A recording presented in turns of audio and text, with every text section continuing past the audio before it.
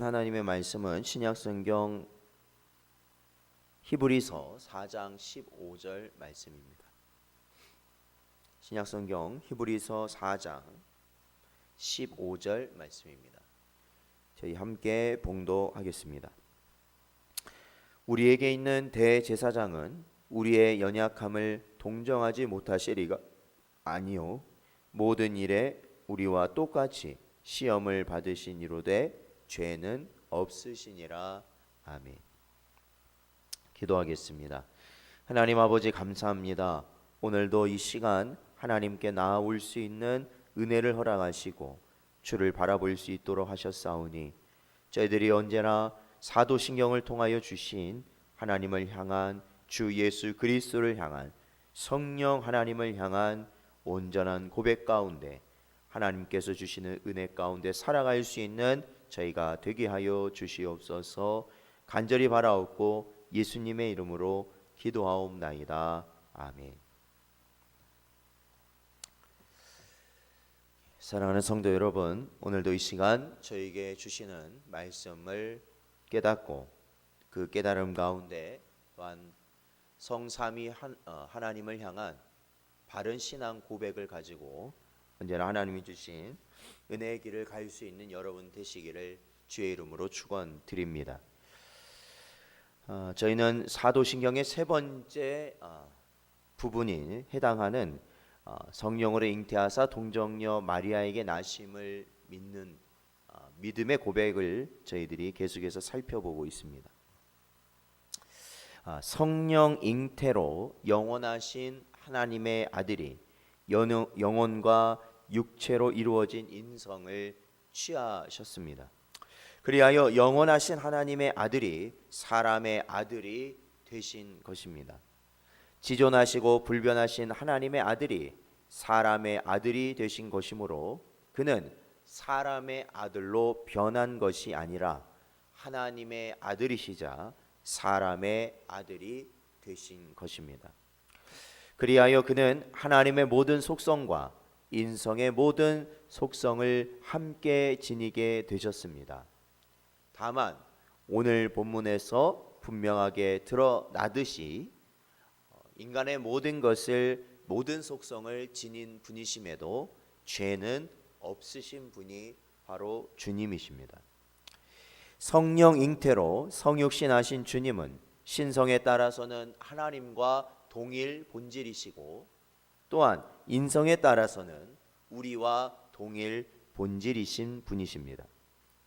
신성에 따라서는 성부 하나님과 동일하신데 스스로 계시며 변함이 없으시며 영원하시며 무변하시며, 여기서 이 무변하시다라는 말은 변하지 않으신다라는 속성이 아니라 제한이 없다라는 말입니다. 변이 없다, 즉 제한이 없다, 그런 말이고요.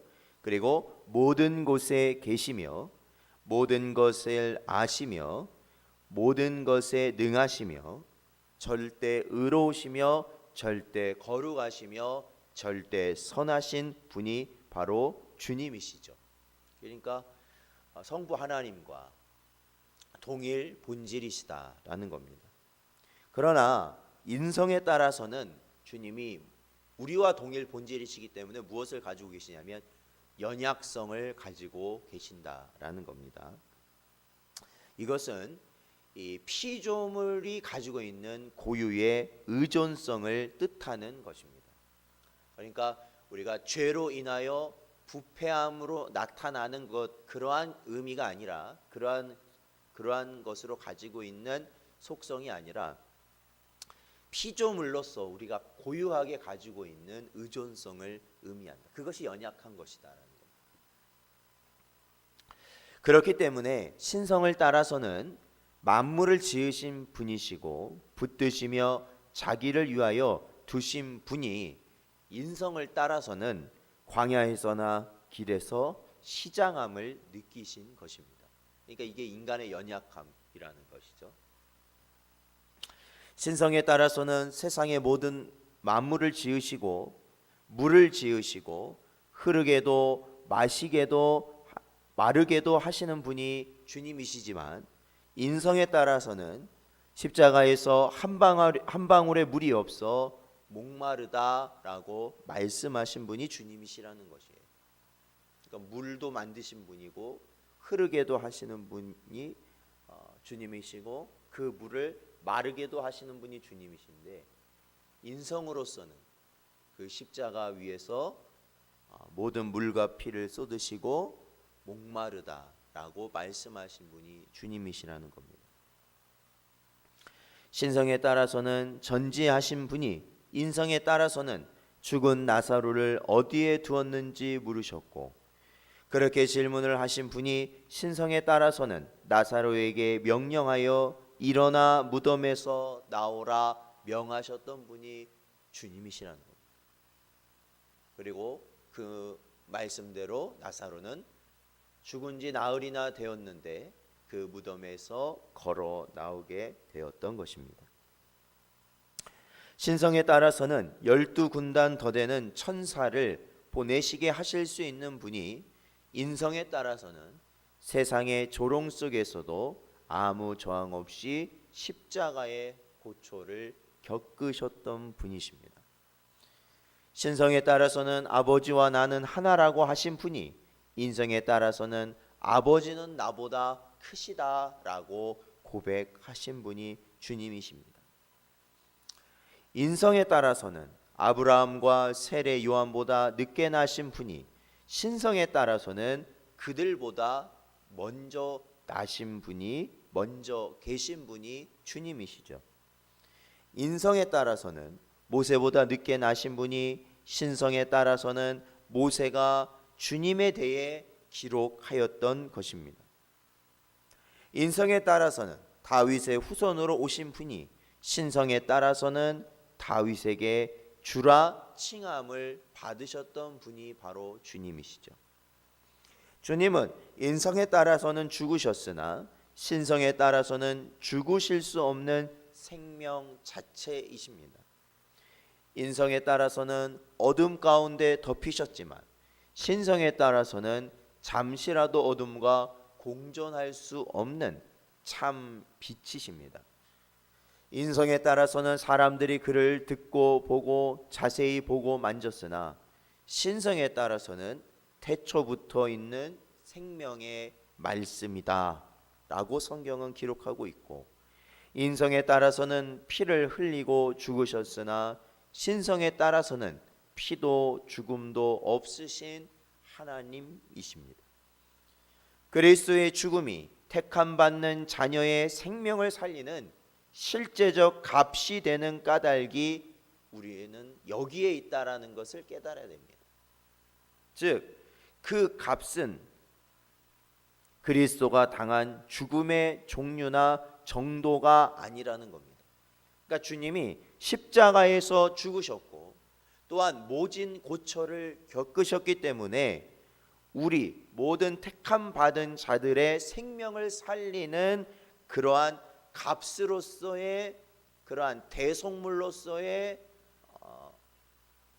가치를 지니신 분이 아니라, 그러신 것의 진정한 의미는 바로 그의 인격의 무한한 고귀함에 따른 것입니다.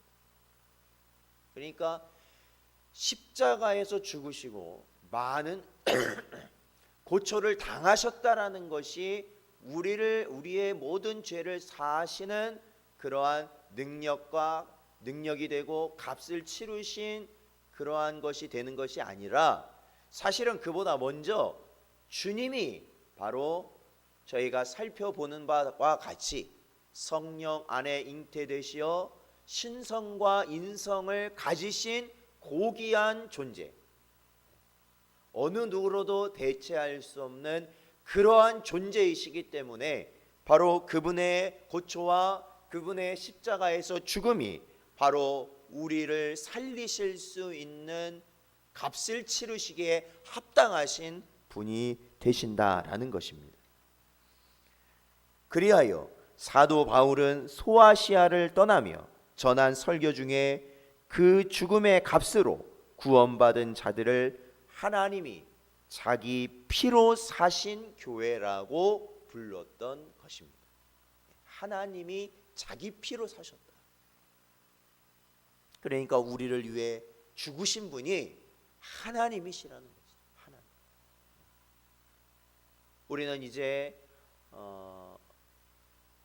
이번 돌아오는 주일 종료 주일과 또한 고난 주간을 저희들이 이루어가고 부활 주일에까지 저희들이 계속해서 이번 절기를 저희가 지키게 될 터인데, 우리는 이 기간을 통해서 주님이 당하신 고난, 그리고 주님이 짊어지신 십자가, 그 십자가의 모든 고통, 우리는 그 모든 것을 살펴보며 주님이 우리에게 허락하신 놀라운 은혜를 우리는 다시 우리 마음속에 되새기며 깨닫게 될 것입니다.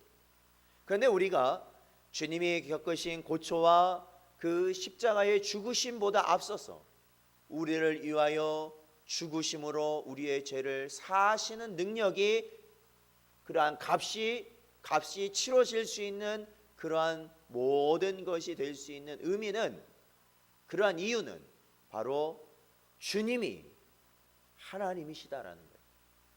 참 하나님이 참 사람이 되셔서 우리를 위해 죽으셨다는 것입니다. 그래서 우리의 택함 받은 자들의 죄를 사해 주실 수 있는, 대속해 주실 수 있는 능력이 나타나게 되었다라는 것이죠. 사랑하는 성도 여러분, 우리를 위해 이 땅의 성령의 역사로 참 하나님과 참 사람으로 오시어 십자가를 지신 주님의 은혜를 우리는 그러므로 감사하며 찬양하지 아니할 수 없는 것입니다. 하나님이 우리 같은 죄인을 위해 죽으셨다라는 겁니다. 오늘도 그 은혜, 그리고 그 감격을 마음에 깊이 새기시며 언제나 살아가시는, 승리하시는 여러분 되시기를 주의 이름으로 축원합니다.